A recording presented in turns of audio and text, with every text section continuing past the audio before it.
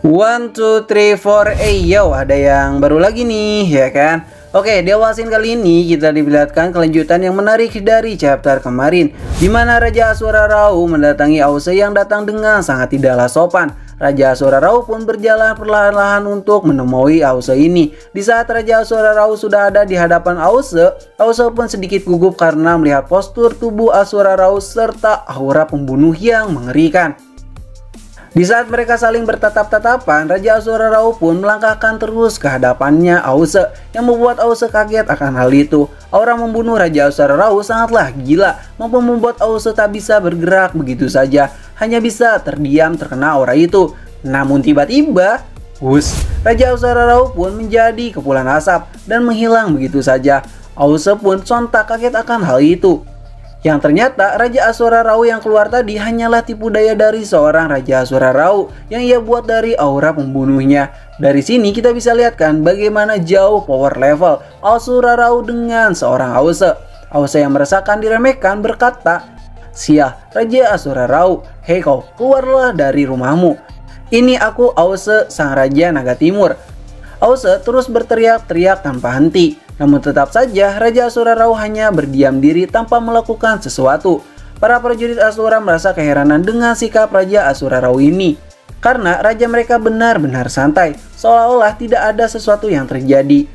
Para prajurit Asura yang mendengarkan berisiknya Ausse langsung mendatangi Ausse. Mereka berkata, "Apa yang kau lakukan Raja Naga Laut Timur? Sudah jelas-jelas raja kami tidak ingin sekali bertemu denganmu. Benarkah?" ucap Ausse yang tersenyum. "Kalau begitu, aku Ausse, sang Raja Naga Timur akan melakukan pertarungan Asura, yaitu pertarungan banding, yang sama persis apa yang dilakukan dengan Dewa Rulai di waktu itu." Semua Asura yang mendengarkan hal itu kaget dibuatnya, karena bagaimana bisa seorang Raja Naga baru mengetahui akan hal itu. Huji yang mendengarkan hal itu pun berkata, "Kalau itu yang kau inginkan, maka kami akan mengabulkannya." Lalu Ausse pun memasuki arena baku hantam Asura. Yang di sekelilingnya, para Asura yang sudah siap-siap menonton ajang baku hantam ini. Huji yang berada di rooftop bersama Sumo menjelaskan banding apa yang Ausse ajukan ini. Jika dia menang, dia hanya ingin berbicara dengan Raja Asura Rao tentang pertarungan melawan para dewa. Raja Asura yang melihat pertarungan ini hanya bisa terdiam akan hal itu. Bahkan dia tidak tertarik melihat Ausse yang akan baku hantam. Dia hanya duduk untuk menjalani tradisi Asura saja. Kemudian para penonton Asura pun mulai bersorak-sorak kembali serta berkata, "Woi, habisi saja naga lemah itu, patahkan dia, penggal dia dan bunuh dia. Dasar Raja Naga bodoh, kau benar-benar mencari mati datang ke sini." Huji, sang pembawa acara sekaligus wasit di sini berkata, "Pertarungan akan segera dimulai. Dengan begini tidak akan ada jalan keluar lagi bagimu untuk kabur, Ausse."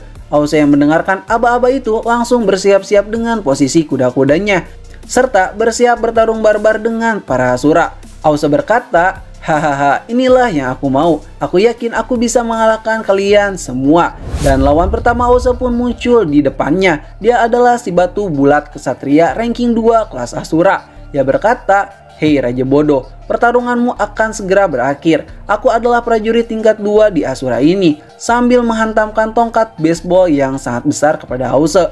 Ausse pun dapat menghindari serangan itu dengan sangat mudahnya. Ausse berkata, "Rasakan ini bodoh, jurus jaring pelumpuhku. Rasakan itu, aku yakin kau tak akan bisa bergerak setelah menerima ini." Akan tetapi, karena si batu bulat itu adalah kesatria ranking 2, maka dia bukanlah lawan kaleng-kaleng. Ia mampu menggerakkan tubuhnya seketika dan langsung mengontar balik serangan Ausse itu dengan tongkat baseballnya itu.